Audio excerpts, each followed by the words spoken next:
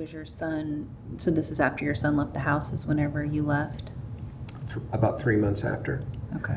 I knew that as badly as I wanted to be somewhere else, I could not leave him behind, because we both knew what we were living through, and I could not leave him. And that's one of the main reasons that domestic violence victims don't leave, is because they can't leave children behind.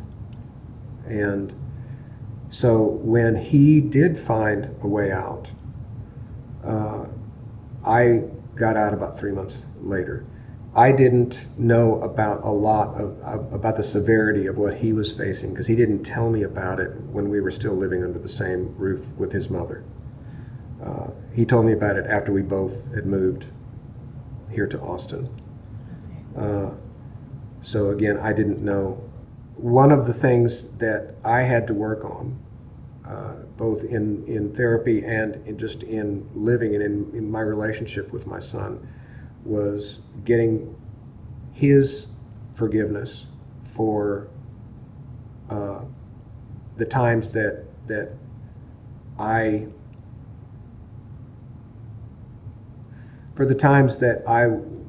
would take his mother's side. And I'm abundantly blessed that he was able to forgive me for those times. You know, it's amazing what an apology, and just hearing people, or hearing your son and from, can do, I think, just recognizing what they went through and being there. And it just sounds like that's what you did after you left. It was, and had I known more about what he was facing under that roof, I think that I'd like to think that I would have been more forceful in trying to get both of us out. But there was a lot of isolation when I talked earlier about the isolation with my brothers and my mother. My son's abuser did a very effective job of isolating her husband and her son. Mm-hmm. And so my son and I really didn't have the level of communication at the time that we have now, or that we have developed in the last few years. I didn't know, again, until after we were both out, that to some degree we were fighting the same battle, and to some degree we were fighting separate battles. There's also, you come up with lots of reasons to not leave. One is the fear of the unknown. As bad as life is right now, might it be worse if I leave? I also had the worry of, in addition to not wanting to leave my son behind, I also had the concern of finances. My mind was not working clearly at the time, so all I could think was, I can't make ends meet here, because in addition to the drug use and just the abuse and violence, there was also a lot of financial abuse, financial violence. We were going deeper and deeper into debt, and I didn't realize until later that that's a very good tool. That's another one of those tools that abusers, that violent spouses can use to keep someone in their place. What was the final straw for you, and how did you do that? I had gone to a therapy appointment. I had started seeing a therapist about 5 or 6 weeks before the night that I left. I was still in a place with my therapist that I was still trying to sort things out, so I was not even really in a place of trying to heal. I was trying to figure out what on earth was happening, because I was so confused and so lost. So I had gone to an appointment late afternoon that day, and I got back out to my car, looked at my phone. There were several voicemails, as there always are, because if I would not answer the phone for an hour, then the phone would be bombed. And so I called her back, and immediately, the abuse started all over again. It had gotten ugly that morning, and I had just basically that morning had waited. I had waited until whatever combination of pills that she had taken, had their effect, and she slumped over on the couch and passed out, and that's whenever I left for work. When I left for work that day, I kissed both dogs on the forehead, and I had this feeling that I might not be back, because things were getting really awful. So again, fast forward to that afternoon, I got out of my therapy appointment, called her back, and immediately everything started over again. And the berating, the name calling, the insults. And I finally drove up in front of my house. We were still on the phone, on that phone call.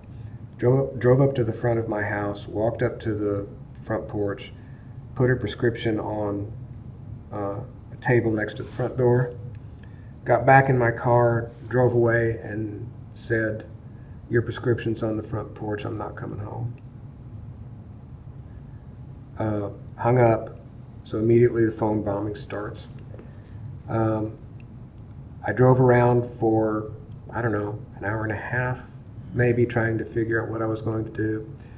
Went to a hotel and tried to pay in cash, and learned that apparently hotels don't take cash, or they certainly prefer not to, and they insisted that I had to use a card. So I gave them a credit card for one night, and about 2 hours later,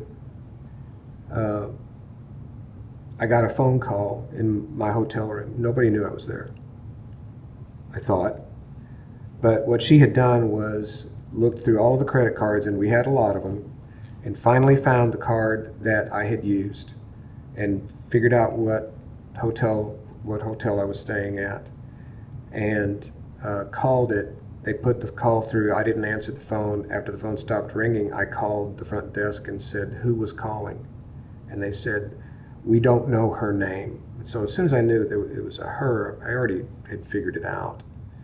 About 20 minutes after that, I started hearing someone screaming my name, and it was her. And she was walking down the upper deck, the sidewalk, this where hotel doors were open to the outside, open to the balcony sidewalk. And she was walking down, pounding on every single door, because what she had done was she went to the front desk and they wouldn't give her my room number, thank God. And so she was walking down and banging on every door, banging hard. I could hear her many doors down, screaming my name. And I called the person who knew more than anything else about what was happening, which is my therapist. Whenever you become isolated from people, you don't tell them your stories like this. But I called my therapist, and she gave me instructions to make sure the front door was locked, that the chain was on the front door, go to the bathroom, lock the bathroom door, and call 911. So I did that, and heard the banging on the door, and then down the next door, so she kept going. And about 20 minutes later, 15, 20 minutes later, I had 2 police officers at the front door, and my therapist had said, "Do not open the door unless you can, hear some identification from them, a badge number or something." So I opened the door, and the first thing I noticed was that my car was gone. And I had very absent-mindedly left the car unlocked, and she had an extra key, and left her car there, which I had no key to, and then took my car. As the police officer reminded me, Texas is a community property state, and he said, if you're married to her, she can take your car anytime she wants to. So I was without a car and eventually got to sleep, but that was the night that I left. Yeah, there was a lot of drama. There was a 911 call, and that was the last night that you ever saw her. I did not see her again until the first court appearance. And did you still have to remain in hiding for a while? I stayed at one more hotel in town the next night and called my son that night. And he was bright enough and observant enough to figure out what was happening. And I talked with him on the phone, and he said, well, what are you going to do next? And I said, well, what I'd really like to do is drive to Austin and see you. Mm-hmm. And that next day was the first day that I started, or that he and I started rebuilding the relationship that we did not have for many years because we were kept isolated from each other. He knows the whole story. He knows that I told him about the conversation that I was going to be having with you, so he knows that this is something that is becoming public. But he knew, but he was very comfortable with that. He has been very supportive, and so much so that when I wrote the book that I wrote about my experience, he insisted on writing the foreword to the book. Yeah, can you tell us more about that book and how it came about? I can. One of the first things that I wanted to do when I got out of that relationship and filed for divorce, one of the first things that I wanted to do was learn more about the whole dynamic of a man being the victim of domestic violence, because that's not the norm. The statistics are 1 out of 4 women and 1 out of 10 men will face violence from an intimate partner at some point in their lives. So that occurrence is less common for men. And I wanted to learn more about what that meant, what that looked like, how to grow from that and to transcend that experience. And so I looked for a book about that experience, preferably one that would have been written by a man, and I couldn't find one. And so I asked my therapist at the time for a suggestion that thought maybe she would be familiar with being a trauma specialist that she might know. And she didn't know of one either. So I decided to write the book myself. And that's the book that my son wrote the foreword for. And the title of the book is Men Don't Talk About It, because we don't. Because we're for a number of reasons, we are very unlikely to share that experience.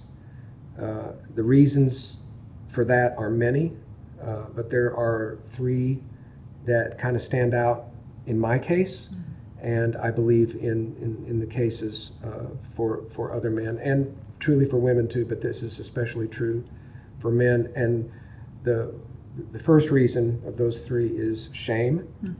We don't want to be judged unfavorably, and we are afraid that we might be judged as being weak if we're not able to stand up to an abuser, especially if it's a female abuser. So that's the first reason. We don't want to be judged by coworkers or friends or family members. And shame, it can, it's paralyzing. It is. It's paralyzing. It's debilitating. It really is. and silence just makes the shame stronger. It does, and it holds you in that position.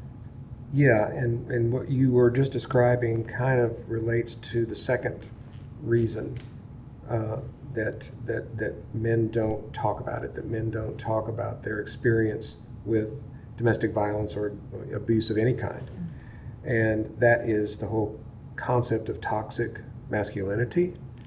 Wow. Whenever society teaches men as young boys that big boys don't cry, we should not be surprised when, as adults, men are very unlikely to acknowledge any sort of abuse.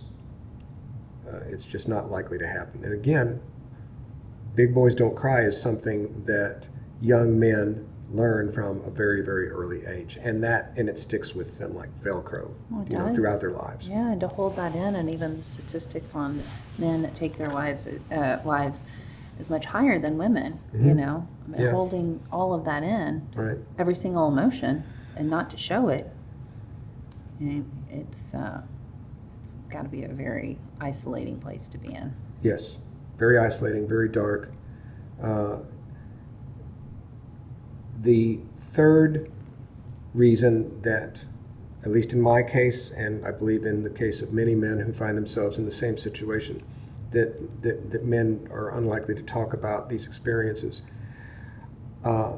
is that there's a very limited amount of services available specifically for men. In my experience, in addition to looking for a book, I also knew that I needed to continue therapy, and my therapist that I started with before I got out of my previous life, after a few more weeks, recommended that I find a trauma specialist. So I knew that I had a lot of work that I needed to do, and I knew that would probably benefit from not only individual therapy but group therapy also. So I signed up for a men's support group at the Safe Alliance here in Austin. So those are, at least were in my experience, the main reasons why men were unlikely to share their experiences with domestic violence, and what prompted me to write the book. What do you think it will really take for men to start opening up and saying it's okay to not always be strong? It's okay to have emotions. It's okay to come to this group and get support. I wish there were a magic wand that we could wave, but I think that the only way that I know of to get men to be more open to sharing is to do exactly what I think what it is that you're trying to do, which is invite more people in. And I hope that those who would see our conversation would walk away from it thinking, maybe I can be happier, maybe I can be healthier if I could somehow let go of this stigma, if I could somehow let go of this hesitation that I feel and the shame that I feel, if I could just get past that. I think that the only way to get them there is the same way that I got there, and that was through the support that I enjoyed from some wonderful friends, from an amazing son, and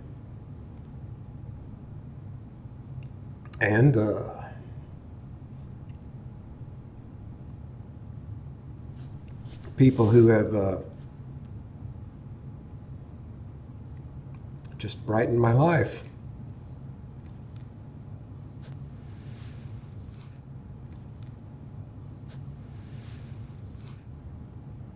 Yeah, what could you recommend to our audience? Just some small steps that could be taken, or how we can help those who are going through?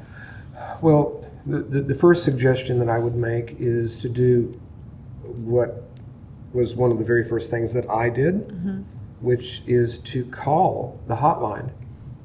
It's private, it's very informative, and it was the first time that I called the National Domestic Violence Hotline.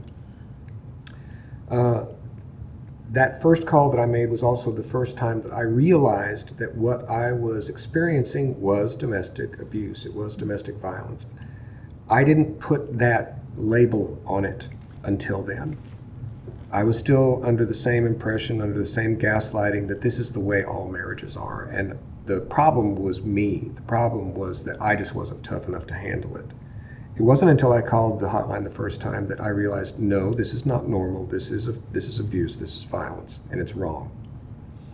So that would be the first suggestion. And again, it's free. It doesn't cost a thing, and it's private.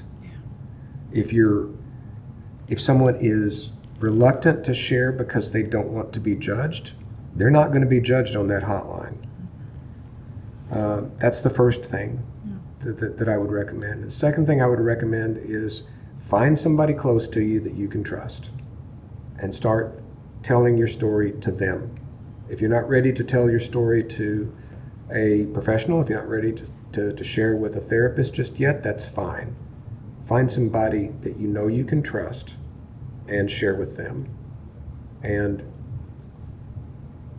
you're likely to find not only a willing ear, but a source of good advice.